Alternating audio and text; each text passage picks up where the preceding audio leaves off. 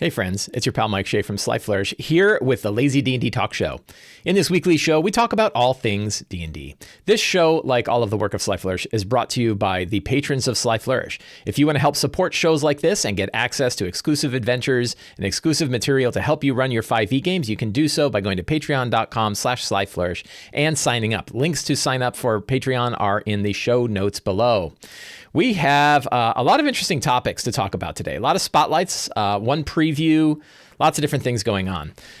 I mentioned on a previous episode that I don't typically cover a lot of D&D news. It depends on the kinds of news, but I'm interested in it from the point of view of like how it affects DMs more than like watching the whole community. So you're not going to see me talking a lot about D&D TV shows or D&D movies and stuff like that. And if you're interested in that, I highly recommend you check out the Mastering Dungeons podcast. It's also available on YouTube by my friends Teos Abadia and Sean Merwin. I love their show. I listen to it every week. It's a great way to catch up on the D&D news. I actually review it when I'm getting ready to do this show because I want to know the kind of stuff that they've talked about.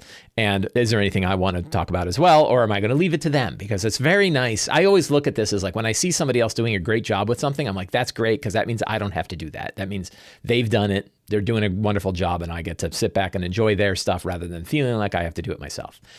There is a big piece of news, though, that I think is worth talking about, and that is the fact that Chris Cox, who was the former CEO of Wizards of the Coast, has now been promoted to become CEO of Hasbro, the larger company that sits on top. So you have Hasbro, you have Wizards of the Coast, and then you have the D&D team, right? You have this sort of three-layer, if we get down to like who's responsible for Wizards of the Coast's part of the D&D enterprise, that's sort of how that hierarchy works. And Chris Cox was the CEO of Wizards of the Coast, and he's been promoted, which is a big deal because we have definitely seen over the past couple of years how Hasbro has put a lot more attention on Wizards of the Coast and particularly on D&D, as Teos and Sean will describe. For many years, Hasbro never mentioned D&D, barely mentioned Wizards of the Coast at all. But D&D never came up. It was not even a line item in their like quarterly reports or quarterly earnings. And now it's like a major piece of their discussion. Like D&D has elevated quite a bit. And this promotion from the Wizards of the Coast CEO to the CEO of Hasbro is a big deal. It's a big shift in the executive structure. Do we like him? Yes, I think so. I've never heard anything bad. Right? I mean, executives are executives, right? So I'll start with that. But I have not heard anything bad. Now, I'm going to add into this that we've seen an exodus of some of the long-term employees of Wizards of the Coast, particularly on the D&D team. Richard Witters just announced on Twitter that he is leaving Wizards of the Coast. He was an art director for a long time and did a lot of, there's a lot of Richard Witters art that you can find in various books. A lot of he did a lot of the concept art that you'd see. Adam Lee, who was on the design team, also left, and Ari Marmol, who I can't remember if he was either on the team as an employee or was a longtime freelancer, but also seems to have left Wizards of the Coast. So there's been an exodus of long-term people on the D&D team. Some of the major people that are still there, and they've hired a lot of new people in.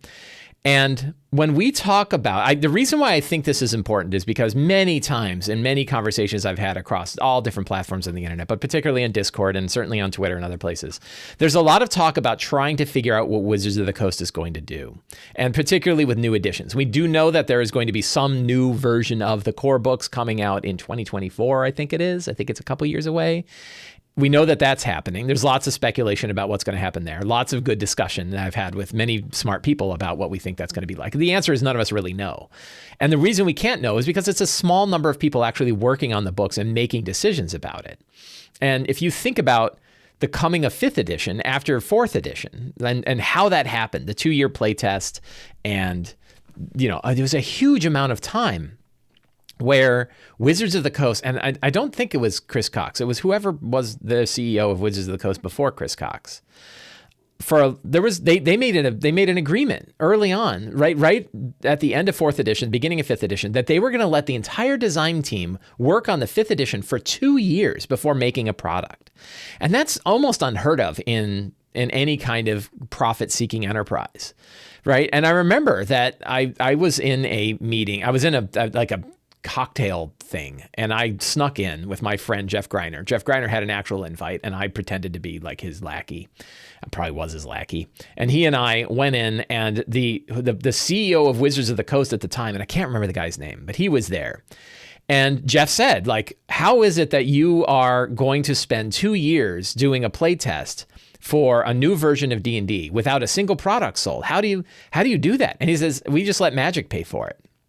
And that was his answer, was we're going to let them build a new system. He didn't have a real political answer for it, right? And he said, like, we're just going to let Magic pay for it. And that was one dude's decision, right? He just made that decision. He just decided he was going to do that. He felt like D&D. And it was like, well, that's good. Because, like, if, you know, he could have just said, nah, we're just going to use it for branding from now on. We don't really care about the RPG, and we're just going to do it for branding. He could have just as easily said that. My point is that when you're trying to predict the future of this hobby, it's all based on a small number of people, some of whose name I can't even remember, right? And you look at the designers and you look at the design team, and you're studying a lot of stuff, and we like to do trend analysis. We love to look back over the 40, 50-year history of D&D and say, well, they've come out with new editions every X time, and this is what they've done, and this is what it's going to be like. And we love our metaphors. We love to use the past to model the future. And frankly, using the past to model the future is about the most accurate way you're going to do it, which doesn't mean you're accurate at all. So what it ends up meaning is, like, when we think about how D&D is going to change, and it's always going to change, we can look at the changes like this. This, to me, are the bellwether. This, to me, when you see CEO of Wizards of the Coast, because that means there is no CEO for Wizards of the Coast right now. Well, who's that going to be, and what decisions are they going to make? And is it going to be similar to decisions they said before, where they care about it enough to give them 2 years being paid for by another enterprise to do it? Maybe not, right? Maybe they say, no, we're going to focus on branding and D&D baloney. That's going to be our new thing, right? So, you know, small number of people making decisions are what affect this. And these are signs. To me, these are two signs that things could change. Maybe they don't change. Maybe they all head in the right direction. Everything is great. We don't really know, right? As far as Wizards of the Coast is concerned. Now, the good news is, and I've preached about this on this show before, is that it doesn't really matter that much, because people are still playing OD&D. They're playing, you know, we have old school essentials, right? We have versions of the game. I have the basic rules. I bought it just recently, the rules encyclopedia for OD&D, right? I have 5 versions of D&D sitting on my shelves in this room with me right now, and nobody's going to take those away. I can play any version of D&D that I want, including 5th, and including 4th, and including 3rd, and including 2nd, including 1st, and OD&D, 6 versions of D&D, right? So the good news is, they can't do anything to break D&D, really. Like, it could be less popular, right? They could end up losing the popularity of D&D. But it's me and my 5 friends, right? And it's you and your 5 friends. And it's all of our little groups can do whatever we want. We can play whatever games we want. I'm talking about D&D right now, and then I'm going to play a Blades in the Dark game in a few hours, right? And I'm going to play Numenera in a couple of months. So there's so much... You know, there's so much range in this hobby. There's so many variants. So, like, the hobby's going to survive no matter what, right? It's going to survive longer than we're going to be alive. And frankly, the editions can last. So if I love 5th and I like the way they did it before and I don't like the new one, I'm cool, right? I'm good with that. We don't have to get too wound up in what goes on inside of Wizards, because the game is robust, really robust, more robust than like any computer game on the planet. Right? It is really, really strong. And so it's interesting to watch this stuff. I'm always interested to see where things are going to go. My next big question is what are the monsters of the multiverse monsters going to be like, right? This is coming out this month. It's soon. I don't even know when, right? But this month they're going to be releasing a new versions of many monsters, hundreds of monsters, 300 monsters, something like that, right? Revisions of 300 monsters. I don't expect I'm going to look at them and fall in love, but they're going to be different. They're going to be interesting. And I'm curious, like, are they going to be on D&D Beyond? Are they going to replace the ones that are in D&D Beyond? That's a good question. I don't know. You know, the big kind of crappy thing is that you have to buy the gift set in order to get the physical book, which kind of sucks. And I'm angry about it, but apparently not so angry that I won't pre-order it because it's got special edition covers and I'm a sucker for special editions. But yeah, like, I'm really curious to see what that monster design is like, because monster design to me is a huge component of like what I pay attention to in D&D, right? I don't pay attention nearly as much to class building, as important as classes are and subclasses, the subclass design. As important as that is, it's just not my thing. right? But monster design, I'm definitely interested in seeing how monster design works. And I like the new style. I got quibbles, but we'll save that when we can actually take a look at some of them. So I thought that was an interesting piece of news. So I have 3.5 Kickstarter spotlights. These are Kickstarters that have gotten my attention over the past couple of weeks. We're seeing now that the holidays are over, we're going to see the holidays are really the only bad time to launch a Kickstarter, right? Like that from mid-November through, end of December is a really bad time. It's the only bad time for launching a Kickstarter where it's measurable. Like you'll have 20% less people if you back to Kickstarter then. So we're starting to see new Kickstarters that have kicked up in the beginning of the new year. So we're going to see how that goes. And there were a few of them that got my attention. So one of them is Limitless Heroics. Limitless Heroics is an approach to bring all different kinds of disabilities, neurodivergence, mental illness, and other things, ways to have those represented in a 5e game. And the intent of this Kickstarter is to help people see themselves in D&D, which is very important, right? I'm a strong believer that everybody should have the opportunity to see themselves represented, how they want to be represented in their fantasy RPGs. And this is a Kickstarter that is definitely heading down that road. Got a little bit of controversy on Twitter when some of the designs came out and people read about it. And I think it was a little, the criticism was a little disingenuous, because while the original poster had good points about the design is a little complex, or I'm being nice about it, nicer than they were about it, right? The design is complex and how, it doesn't really fit 5e styles and stuff like that. The problem is they didn't mention the name of the Kickstarter. They didn't mention who had designed it. And they made it sound like this was somebody who was like almost making fun of disabilities. And it's the exact opposite, right? That the person who's behind this, I've actually talked to them. We sit in a TTRPG Discord together. And I know their heart is in the right. Dale Critchley is the creator of this, and their heart is definitely in the right place when it comes to designing this idea. So it is an interesting way to look at representation for disabilities. Yeah, somebody says disingenuous criticism on Twitter. Say it ain't so. Yeah.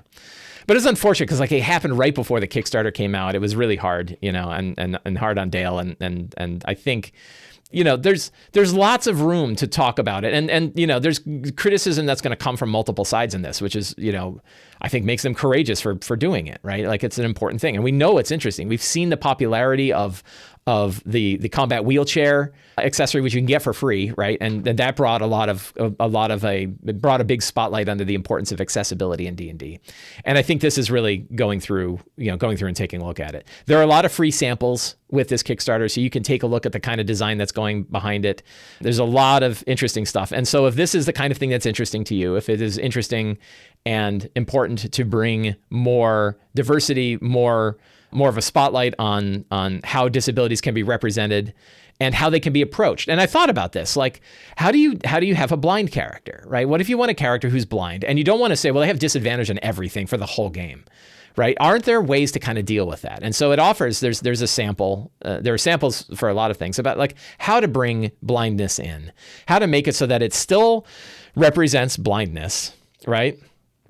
And how do you represent that? And how do you make that work so that somebody can have a blind character who still is blind? And you don't just say, well, we're just going to ignore the fact, we're going to ignore all the mechanics and we're just going to say you're blind. But then it's like, well, how does that work exactly? So this one is taking the approach of how to look at it and how to bring that kind of stuff in. So I think it's a very interesting Kickstarter. They have met their funding goal. They're more than twice their funding goal. And, worth taking a look if that kind of thing is interesting to you. I would take a look at it. So that is the Limitless Heroics Kickstarter. You can find a link to the Kickstarter in the show notes below. Let me paste that to Twitch. I don't know why it always does it. So so there are people, I've seen this where they say, well, I have these disabilities and I don't know how I feel about this. And there's people, I see people in the Twitch chat right now who are like, I don't, not for me. Right, I get it. The thing that I think is important about this is at least like somebody's given it a shot. And is it for everybody? No. And is it, it's not changing the game, right? You can decide what you want to bring in and what you don't want to bring in. But I respect them taking a shot at it, right? Because it's something that it's easy to wash away. It's easy to brush under the rug and say, no, we're not going to do anything with this. And then you give it a shot, right? And try it out. So that is why, that's why I think it is worth a spotlight, is because, and same with the next one, right? I'm going to talk about the next one too. We're going to talk about, so then the next one is another one that it falls very much in the same boat, which is The Adventurer's Guide to the Bible, right? This is a Kickstarter that is bringing a 5th edition campaign setting with new rules and options for GMs and full player adventures based on the Bible, right? And there's lots, boy, you want to see like how people think about it. You can go to Twitter, and there's lots of different activities for this. So far, everything I've seen, everything I've read shows that they are, they're not being jerks about it, right? They say very clearly, like, this is not our attempt to bring, D&D people into Christianity. But, the point is that D&D is for everybody, right? And I have pastors who are in my Discord server who talk about it, right? And many people since the beginning of D&D have tried to tie together D&D and religion, right? Actual religion together to use this approach. I have friends who, one of my favorite stories was from a friend of mine who his mother was kind of concerned about D&D, and she went and talked to their religious leader. And I don't remember what religious leader, what kind of religion. I talked to the religious leader, and the religious leader said, well, let me go and just play with them and see what it's like, and I'll get a better understanding. And ended up playing like with them forever. And they said ended up kind of turning into a murder hobo, and they had to like tone down the religious leader, because there's lots of approaches. So, so again, this to me, both this one and Limitless Adventures kind of show how we can take the game independently and expand it in areas that we are interested in and that we think may be interesting for other people. Am I on it? No, like this isn't really for me, right? This is not, and that's fine. Right? Like, it's okay. I think it's interesting. I think it's interesting that they're doing it. I think I wouldn't be putting a spotlight on it if I thought that they were being jerks about it. Right. And it's the kind of thing that you could be jerks about this in multiple directions. Right. It's very easy to be overly, I don't even know what the right word is. Exclusion. You can be overly exclusive with this, in both ways. And so far, what I've read, they don't seem to be being jerks about it, right? And I think so. Is it for everybody? Clearly not. Are they going to get a lot of attention? Sure. I don't think they're doing it for attention. They seem to be doing it. And of course, the big question is, does Jesus have a stat block? And the answer is yes. And I'm really curious. Is it a commoner stat block? Is it, And somebody else is like, well, I think, was it Lucifer in? I think N-World Publishing had Lucifer with a DC 35. So what CR is Jesus, right? And so I don't know. Yeah. Anyway, another Kickstarter that I thought got my attention. I was kind of interested in it. Thought I would bring it up because I think it's like I have questions when Kickstarters come up like this, and like not every Kickstarter is for me. And it's like, well, it seems interesting enough to talk about, right? And I think the main point when I look at it is I like to look at like the range of what's happening in the hobby. And both of those, both Limitless Heroics and Adventurer's Guide to the Bible, show how this hobby is expanding in different ways, in different avenues. And I think the main point I want to make, and I see it, right? I see there's lots of talk on Twitter, right? The main point is that lots of things can happen with this hobby that we individually don't care about. And that's fine. And other people may care about it, and that's fine too, right? So none of these things change it for us. Just in the same way that I talk about, like, don't let Wizards of the Coast judge your happiness with D&D. Don't let them determine your happiness with D&D. None of these things determine your happiness with D&D either. You get to decide what you're going to do and how you're going to do it. And that's why I think it's so powerful, right? So really interesting stuff. A more mainstream Kickstarter spotlight that I'll bring up is Mage Forge. This is a new Kickstarter done by Nerdarchy, I think. Isn't it Nerdarchy is doing this one? I believe, yes, Nerdarchy is doing this one. I actually just started looking at this today. So I've really, you and I, we're all in the same boat. And it's 250 magic item cards with pictures of the magic items and descriptions on the other side. Outstanding idea, right? I don't know if they're doing, I should probably read this and find out, like, are they doing SRD stuff? Are they coming up with their own? How does it work? Very cool. I'm kind of, the weird bit is when it comes to physical stuff these days, tarot size magic cards. So they're good size cards. I'm holding back now on buying physical stuff because I'm playing so much more online that I did buy some physical stuff. I bought my deck of cards. These are very cool, by the way, from This is from the Index Card RPG. These are the cards that have like cool, I'll just do it. I don't know why I'm showing this in someone else's card. Cool pictures of things that you can then drop on the table and use as like a zone in zone-based combat or to just show stuff. I did buy that, but it was like $10. I think it was like $20 with shipping. So generally speaking though, I'm buying less physical stuff because I play online so much. So yeah, but clearly there's a lot of interest in this kind of thing. And I think this is, there are definitely people who have gone into this area before, but if anybody can do it, Nerdarchy can do it. So I thought that was another interesting Kickstarter to talk about that was a little less controversial than Limitless Heroics and the Adventurer's Guide to the Bible. So the other Kickstarter that is getting announced, it's been announced, but it's not launched live yet, but it's going to be a big one, is Tome Beast 3. This is the 4th monster book, because they did a book called The Creature Codex, done by Kobold Press, 281 followers on their follow page. And they, I'm of course going to back it. I love Kobold Press. I love what they're going to do. I love what they do. I love what they've done. I actually bought a new bookshelf. I can't show it, but right over here on my right, I bought a new bookshelf, and I have all 3 of my Tome Beasts, my 3 Kobold Press monster books are sitting right there, along with some other Kobold Press stuff. So I'm glad I got a new bookshelf so I can put that stuff and have it at hand's reach because I need more shelf space. So I'm definitely on board. One thing that I thought was very interesting was the final volume of 5e monsters in the Tome Beast series, right? I thought that was an interesting statement to make. And you can always go back on that and say, no, we changed our minds. It's not the final volume. I don't think I'd ever say the final volume of anything, right? Because we don't know where this is going to go. That we don't know how that's going to, we don't know how that's going to happen. So I'm not, but I thought it was interesting. Does that mean he's moving towards whatever the new thing is? Is it because he expects the hobby to change? Why is he saying is it because you just want to have like Tome Beast 4 and Tome Beast 5 and Tome Beast, but I don't know why you wouldn't say we have a dozen different Tome Beast books, each one with 300 monsters, and we now have 12,000 monsters for. I don't know why we do. Sunjammer says meaningless marketing blurb. They could just start another series, sure, or they could just say we changed our minds, right? They're not legally held to say the final volume. I just thought it was an interesting statement to make. Of course, I'm going to back it because I back everything Kobold Press does, and when Kobold Press backs something, I do back the physical version because their physical products are really good. I really like them. So now we're going to do a spotlight of an actual product. This product was mentioned to me when I went onto Twitter and asked what people's favorite third-party products were in 2021.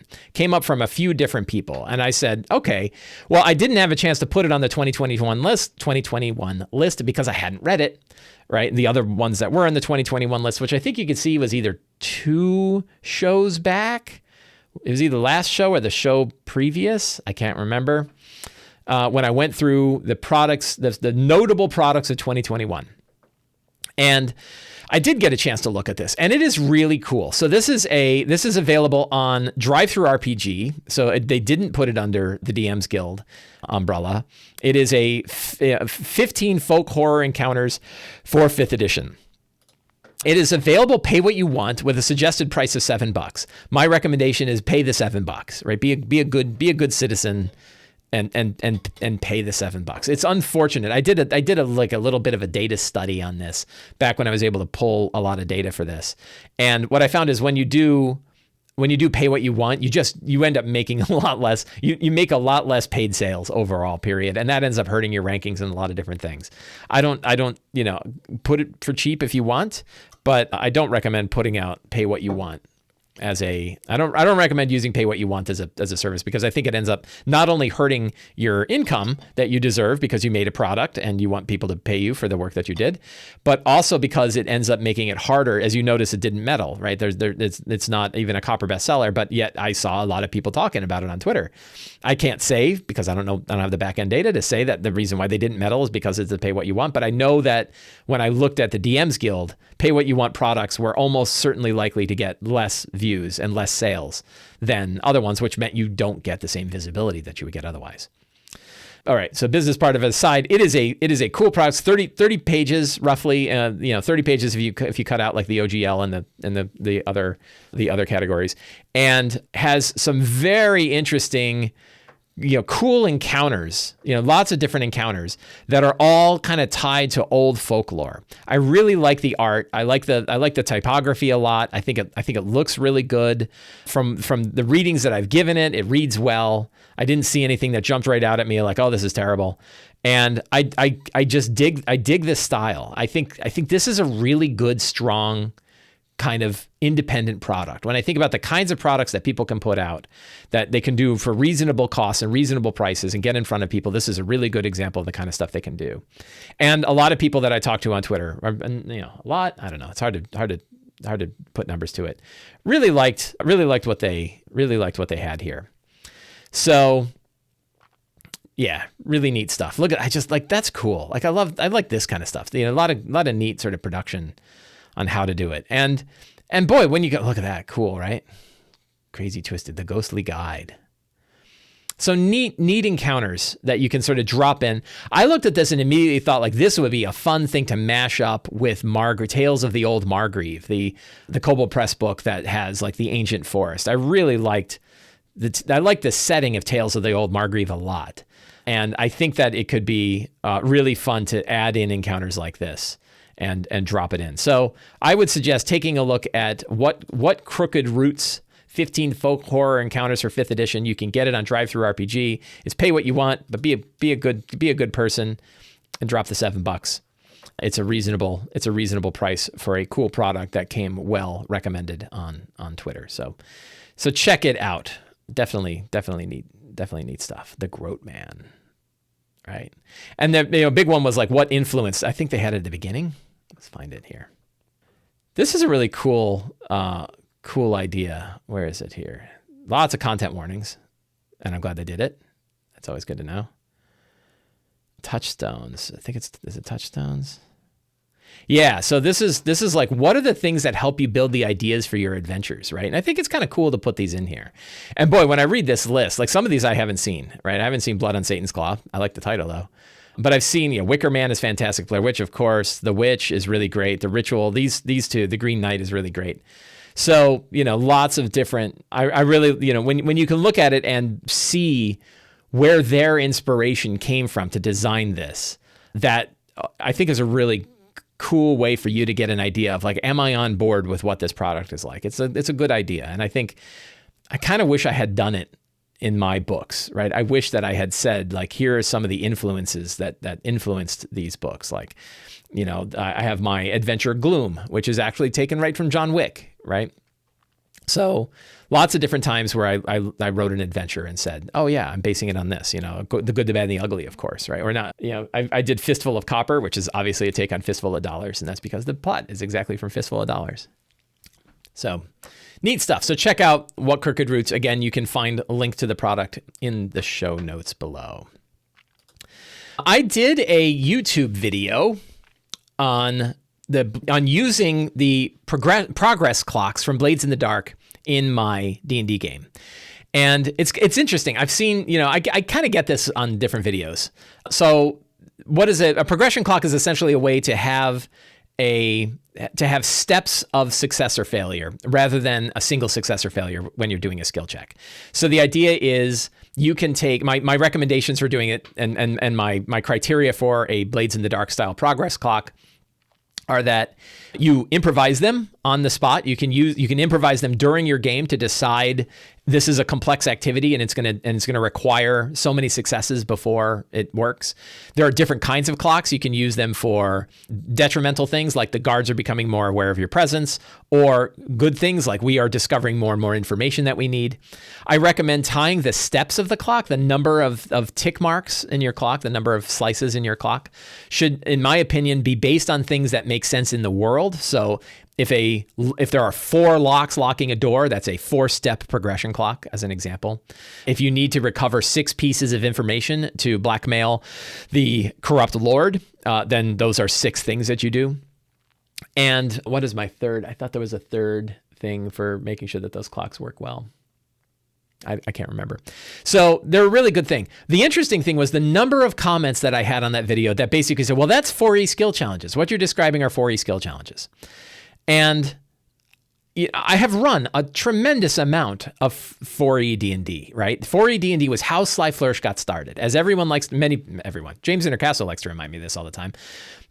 Sly Flourish, the name, comes from a power in 4th edition D&D. I am very familiar with 4th edition D&D. I've designed a lot for it. I wrote for Wizards of the Coast for 4th edition D&D. When it comes to 4E D&D, I know what I'm talking about. I also get some feedback that well, you bash 4E. And I'm like, I loved 4E, right? I loved it way more than 3rd edition, right? Like I played the hell out of it. So there are many aspects of 4E that I adore. Skill challenges were not one of them, right? Skill challenges, I tried, and I have numerous articles on Sly Flourish about how to do skill challenges. And I've recently reread the 4E DMG and the 4E DMG 2 to look at skill challenges and how they're described. And they are not described the same way I just described progression clocks, right? And what I think is a lot of people have their idea of what a 4E skill challenge is in their mind and how they run them and how they use them. And they call them skill challenges, and I guess you can call it whatever you want, right? But if that's not a 4E skill challenge. And some of the differences between a 4E skill challenge and Blades of the Darkness, one, you don't improvise them. You design them ahead of time like you're designing a combat encounter. That was how 4th edition worked. You designed combat encounters ahead of time, you designed scenes ahead of time, and you designed skill challenges ahead of time. You would decide, here's this scene, and during this scene, it's going to be hard to do some stuff, and you're going to do it. So one was, they were not improvised. You could improvise them, you could kind of do it, right? But not really, not the way that they were designed in the book, and they weren't picked out of the book. 2 was, they expected that you took certain approaches, right? And I guess that was the third key to progress clocks in D&D, or in progress clocks as I described them in the video, is that you should be ready to throw it away in a second. You don't. The progress clock does not determine how a character succeeds in something. It doesn't determine how they do it. It just says these things need to be done, right? And skill challenges in 4E, particularly early on, and then there's always words that they use to say you can change things as you needed. But generally speaking, they expected certain skills to be used, right? And that certain skills could do certain things a certain number of times. It was very regimented, right? And it was regimented by design because they wanted to make exploration encounters as mechanically tied together as combat encounters. That was the idea. It's combat works this way. Why can't skills work this way? Right. And they don't work that same way. And the problem is, and man, even friends of mine who adore 4E and like skill challenges are yeah, that's kind of how it happened. It's you'd say we're going to have the Raging River skill challenge and you have to go down the river. And a player says, why fly? Right. And you're like, well, I guess that counts as one success. And you're like, why does it count as one success? I flew over the river, right? I'm not on the river. Why do I have to do the river skill challenge? And it created a lot of situations like that where the circumstances in the game would sometimes completely invalidate a skill challenge or would radically change how that skill challenge worked. And because you designed it ahead of time and because they were pretty mechanically tied together and they had a lot of stuff going on, it meant that you would have to suddenly figure out how to fix it, right? So I'm doing this because I think, and I'm trying to do a single response to many, many comments that I had on this video, which is what I'm describing with progress clocks are not the same as 4E skill challenges. They are not the same thing. And they may be in your mind because what you have in your mind about what a skill challenge is more like what a progress clock is like. And that's great. Right? Because you can do those 3 things. 1, improvise them. 2, let them represent what's actually going on in the world, in the situation. And 3, be ready to throw them out and let the players take any approach they want in order to succeed, including bypassing the entire clock. And those are things that are not wired into 4E skill challenges. So, I don't know. I guess it's a little bit of a rant, right? And again, I'm not bashing 4E, right? I think 4E had a lot going on. 4E had stuff that is better than what is in 5th. And, it's unfortunate that the baby in some cases was thrown out with the bathwater. I don't think skill challenges are one of them. And I know that there's a lot of popularity for skill challenges, right? Which is, I think, why I'm interested in talking about it. But man, I did a lot of work with skill challenges. I spent a lot of time there. It's not like I don't know what I'm talking about, right? And, before you can go see what a skill challenge is like. They have them available on Wizards of the Coast website. So you can see what they read like conversation skill challenges. And I think, to me, I changed a lot when I went from 4E to 5E and over the course of me running 5E. And now, like, I don't need a skill challenge to handle a conversation with a lord. I can fail forward. I can improvise it. And I think it's far more useful to like get in the mind to do two things, right? Get in the mind of the NPC when you're having the conversation, and don't let one check fail completely, right? And as long as you're thinking about that, you have a lot of flexibility that you can bring to your game, which is flexibility that things like skill challenges didn't have. So that's my discussion of Blades style progress clocks.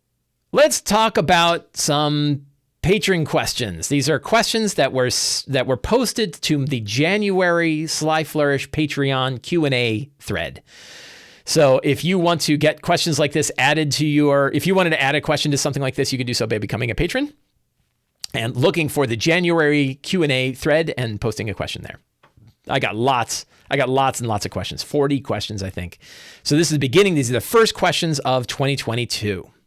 So very, very good. Very, very excited about this. First question in 2022. Michael says, I am running 2 Eberron campaigns that are both climbing to high levels, and it's my first time running level 14 plus encounters. Oof. Any high level tips to keep combat social encounters fun and interesting so that not everything is auto pass between Flash of Genius, guidance, and other character optimizations? I want to reinforce that these characters make good choices and are high level so that they are better within the world, but don't want everything to become trivial because of it. So yeah, that is a hard question. The number one thing that, and so I'm gonna attack this question from a different angle, which is the first thing to make sure of is that the scope and the scale of the story fits the level of the characters, right? That should be the number one thing, is you want to make sure that the kinds of challenges that they're facing, regardless of mechanics, the kinds of challenges that you're facing. Mike, discipline is hard. I get fired up. I get excited. And then I get louder. Hopefully it didn't clip too much. We'll find out when I'm doing this in post.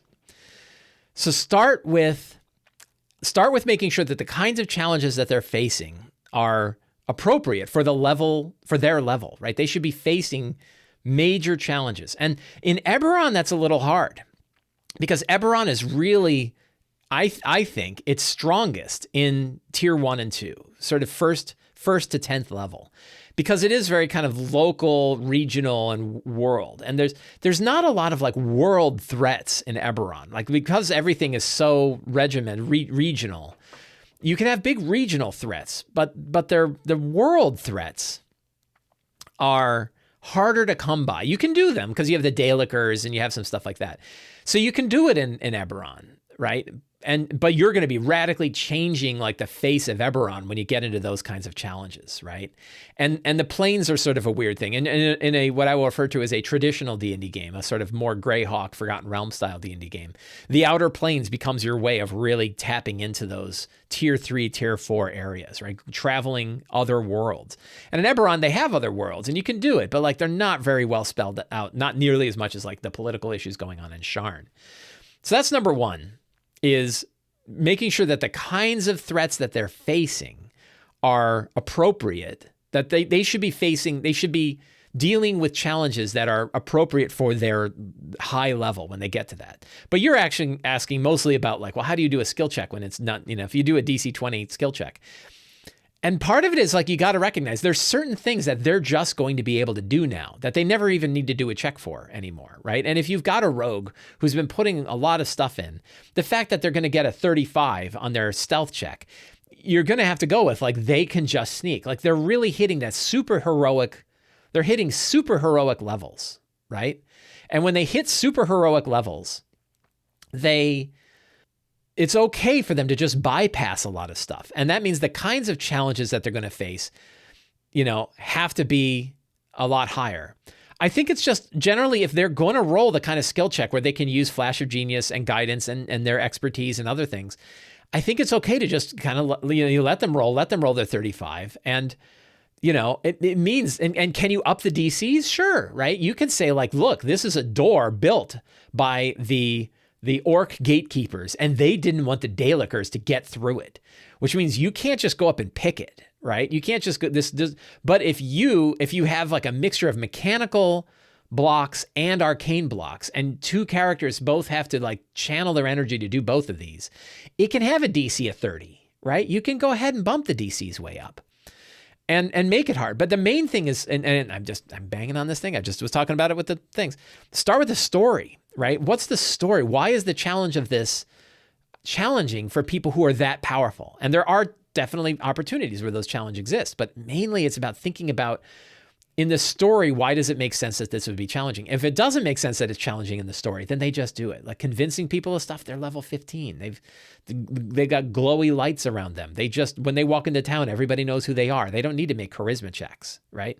So I think that that's part of it. But I get you, it's a shift in how we think about our game because the way that skill checks work. It's the same kind of thing of like, you don't worry about encumbrance after a certain amount or whether they can find food and water, right? Once they reach certain levels, you no longer worry about whether or not they're going to be okay because they're like raising themselves from the dead all the time. What do they care about whether or not they have rations, right?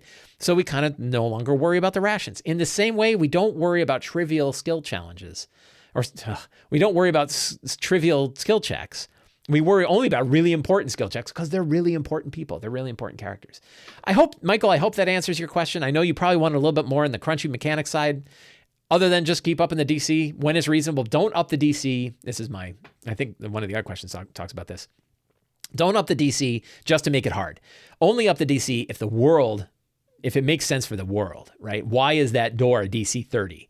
It better because the gatekeepers did it to keep Dalekers out, not because a king didn't want you to get into his vault, right? DC, so there.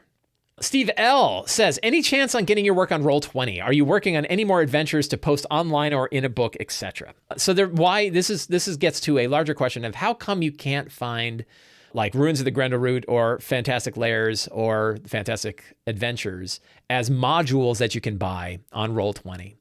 And the reason why is time and effort and money.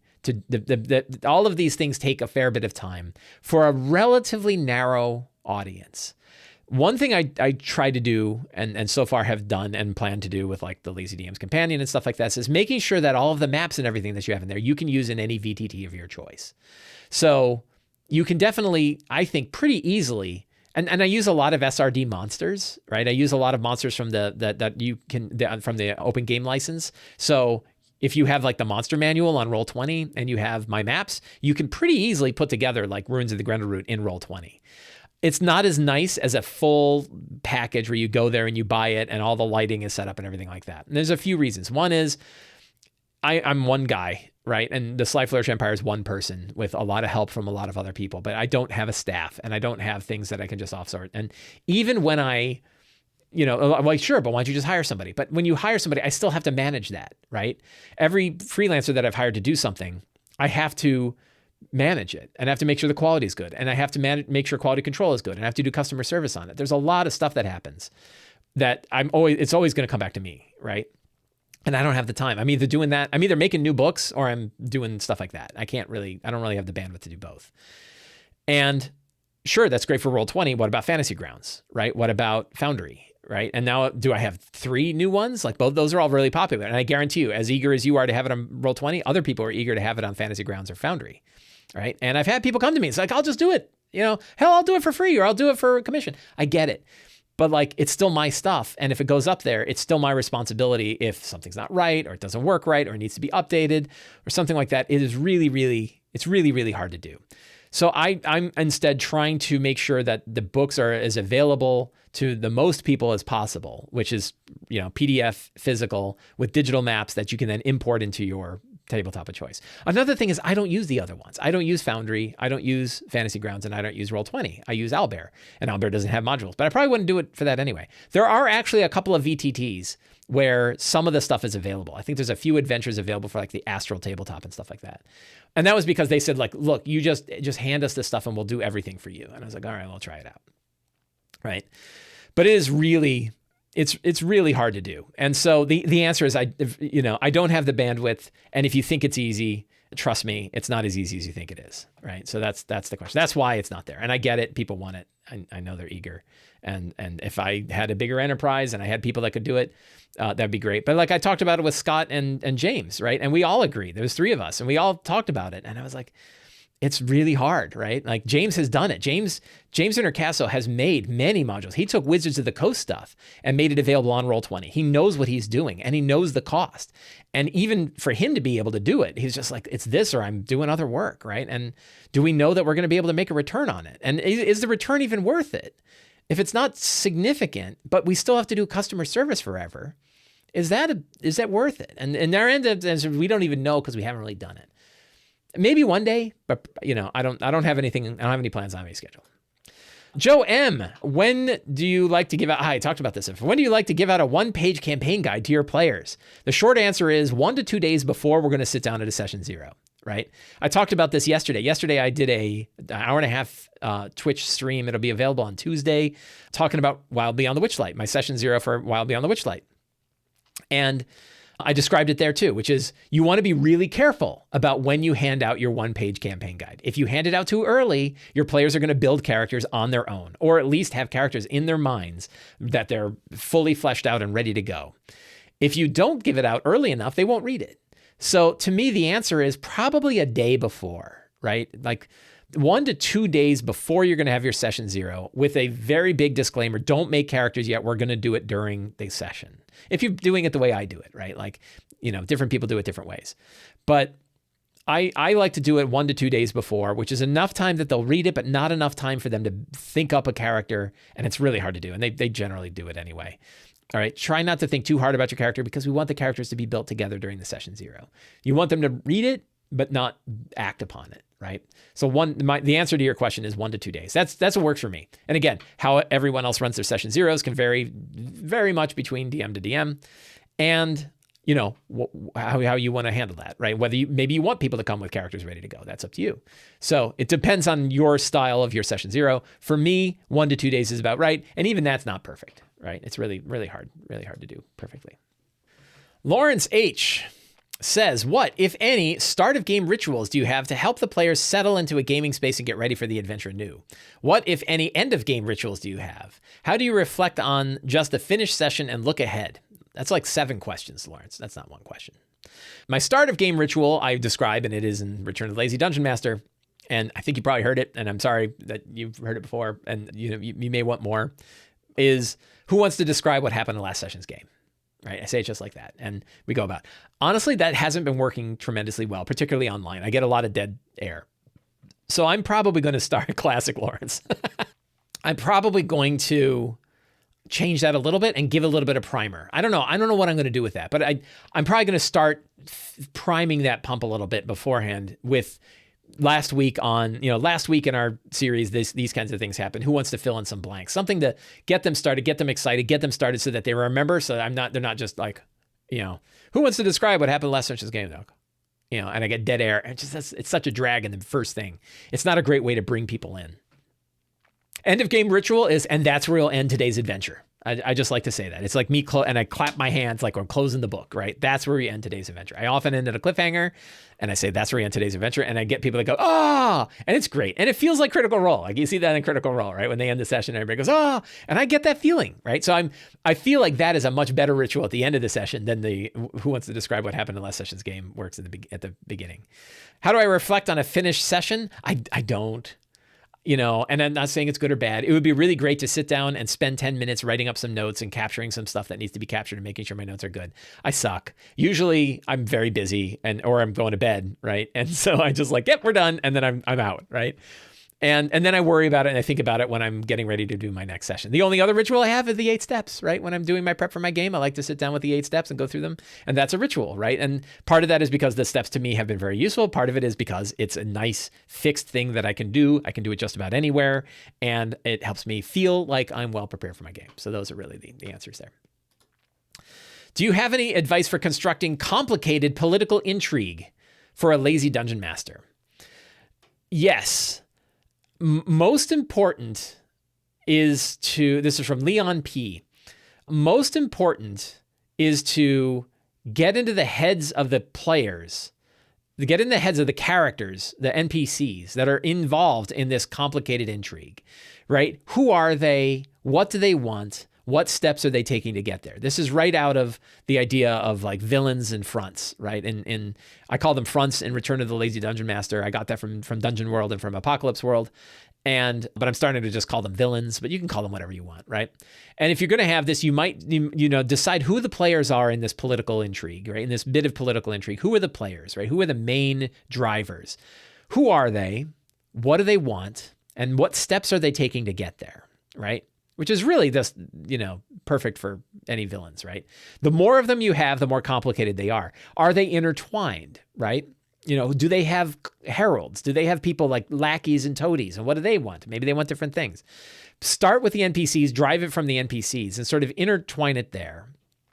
And then be ready to jump into their heads, right? When you're running the intrigue, jump into their heads and say, this event just happened. How would this character react to it? What would they do that's different, right? How would they shift and change? And again, you're doing it all inside the fiction, right?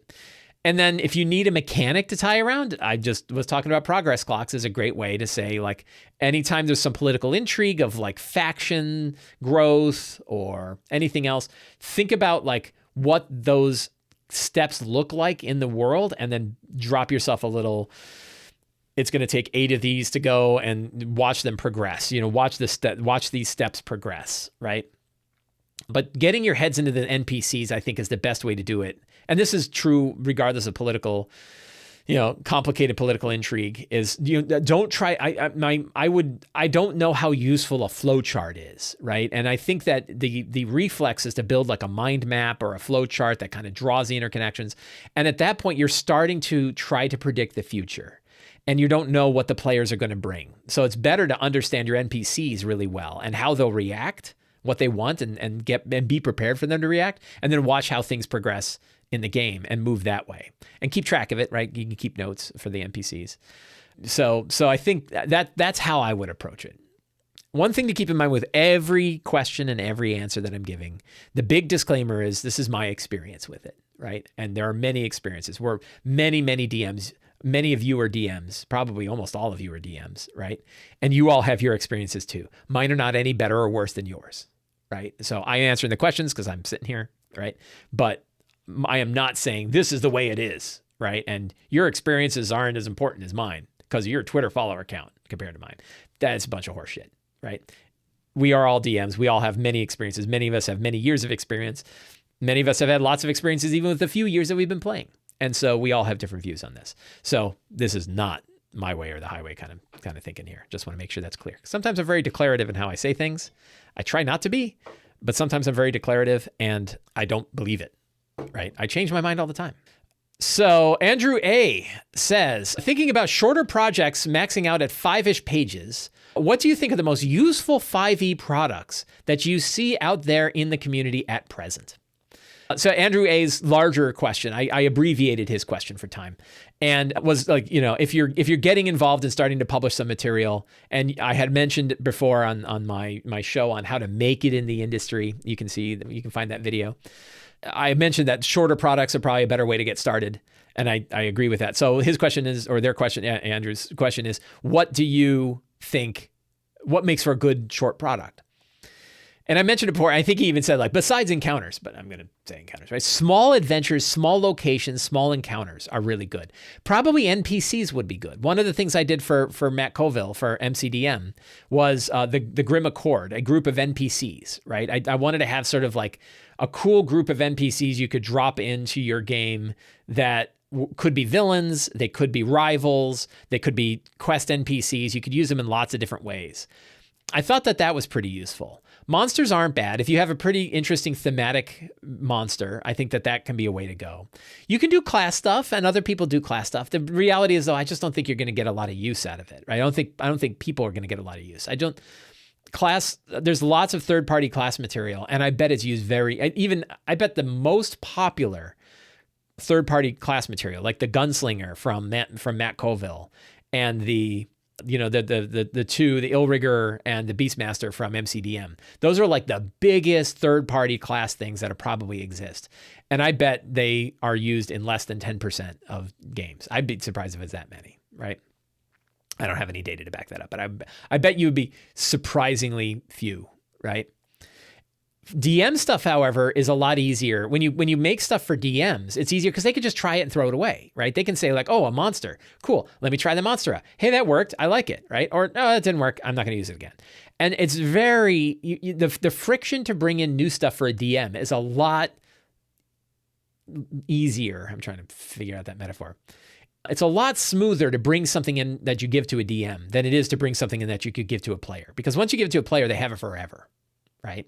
The Blood Hunter, right? So I would aim towards making stuff for DMs, right? And then I would really, the big thing I would do is put yourself in the mind of DMs and say, how are you making their lives easier? I try to do this all the time. I think about this all the time. How is the thing that I make, is this a vanity project that I'm working on? Is this something I'm making because I like it? Or am I really trying to make something that other DMs are going to want to use and that makes their lives better, right? And sometimes it's a little bit of both, right? Especially when you're like writing adventures and stuff, it's like, well, of course, these are things I think are cool, but I also want to make it useful, right? So types of products, I would say encounters. Like we were just looking at What Crooked, the What Crooked Roots. Good example, relatively short product, right? 30 pages, so a little bit bigger than 5, right? But a bunch of encounters, right? 2-page encounters that you can drop into your game.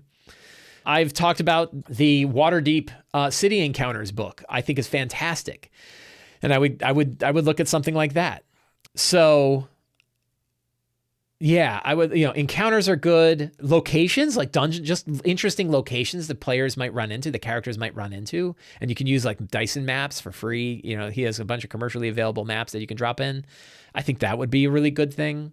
So I would check out stuff like that. If you want to see the kind of stuff I think is really useful for short, the stuff I'm doing for Patreon, I think falls into that 1-page, 2-page, 4-page kind of products that I think I'm trying to put out there to make it useful for DMs. So yeah, that's, and you are a patron, Andrew. So you know exactly what I'm thinking because you are seeing the stuff that I'm making. Step Back says, how can you start playing RPGs with children? And if you have any suggestions vis-a-vis a system or how to approach it. He has 2. That's why he's got 2 questions. He's stuck 2 questions in one thing. Oh, Step Back. You're good people, so we'll answer your 2 questions. RPG Kids is a RPG written by my friend Enrique Bertrand. He has refined it a lot, and I would recommend taking a look at that. I have run D&D games for children as young as 4 and had fun with it. I don't have kids and I don't spend a lot of time with kids, so I'm not a great person to answer this question. The other one is No Thank You Evil. No Thank You Evil is a RPG put out by Monty Cook Games. Well regarded. I've had friends of mine who have played it with their kids and enjoyed it. It is definitely aims low. It aims at young children, right? Once they get into their 8, 9, you're ready for other things. And I would say you can probably do a little bit of D&D once you get to that like 7, 8, 9. But I used Fate Accelerated before when I ran a game for a friend of mine and his 2 children, and they were like 4 and 6. They were pretty young. And we played using Fate Accelerated, and that worked really well. The pluses and adding up pluses and minuses worked really well for them. That was easy for them to do. And the other thing is I used lots of tabletop accessories. I used a big Dwarven Forge setup. We had miniatures, and they love that part of it. Kids love the tactile. They love the tactile stuff. They want to play with toys. And who am I to say don't play with toys? Nicole in chat brings up Honey Heist, and Honey Heist is a fantastic RPG. You should definitely check it out. Honey Heist is a 1-page. I will link to it in the show notes below. Fantastic 1-page RPG, fun for everybody, and apparently fun for kids. I've never used it with kids, but that is an approach. 2, you've been trying to revisit Hamlet's hit points for advice on getting it into better pacing. My problem is that I'm often far too easygoing to allow for enough downbeats. Any advice for internalizing and exercising Hamlet's hit points? Yes. I think it's useful when you have a location, when you have a game, if you're thinking about the upward and downward beats, if you don't think you're going to be able to improvise them real easily, make a list, right? Make a list of 10 upward beats and 10 downward beats that might occur in this next game. It's not a new step. It's not a 9th step for return. You don't have to do it. But if you're thinking about the beats and you think it will be useful, the making a list of 10 things I find to be just incredibly invaluable when I'm doing my games. And I really like doing it. And it could be 10 weird locations. It could be 10 strange items, 10 of anything, right? 10 is a good amount. 10 makes you think. It's enough that you've got a good variety, but it's not so much that you're going to spend hours and hours on it. So this is one of like prepare to improvise, right? And when you make your list of 10 potential downward beats for the next game that you're running, that gets your head around what you're going to drop in. So that's probably my best advice for trying to think about how to put downward beats. If you can't think about, usually it's the opposite. Usually it's like upward beats are hard to come up with. Downward beats like combat, right? Like you fighting a hard battle is a downward beat, or getting hit by a trap. There's so many different like D&D tropes that are downward beats. It's sometimes hard to do the opposite. One last question, and then we will be done for the day. Ted H. Any tips on running with less than 4 players? I'm running Ghost of Saltmarsh with 2 experienced players and one who's never played in an RPG before. So that's 3 players. Yes. So there's a few ways. One is you can take a look at the one-on-one. I have some guidelines for combat encounters for one-on-one, and you can think about those in scaling. A lot of it is just reduce the number of combatants that they're going to have. Ghost of Saltmarsh in particular, like when you get to the Sahuagin, when you get to a final enemy, there's like room after room after room with piles of Sahuagin in it. It's a lot easier to just reduce the number of monsters proportionally to the number of players. The other one is you could give one of them, if it fits and if they would want to, give one of them a sidekick. You could have like an animal companion sidekick, and you could use the rules from Tasha's. That kicks them up to 4, and that means that they're about on par, right?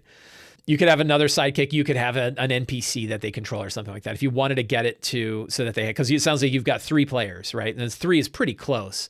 And so probably the main thing is you just want to watch the action economy, right? And if you're running a published adventure, keep in mind that they were expecting 4 characters, and you probably want to drop the number of monsters. The other one is if you're running like a legendary or if there's like one big powerful monster, be prepared to drop its hit points a little bit, and be prepared to drop the amount of damage or the number of attacks that it does. For legendary monsters, remove a legendary action for every player before lower than 4.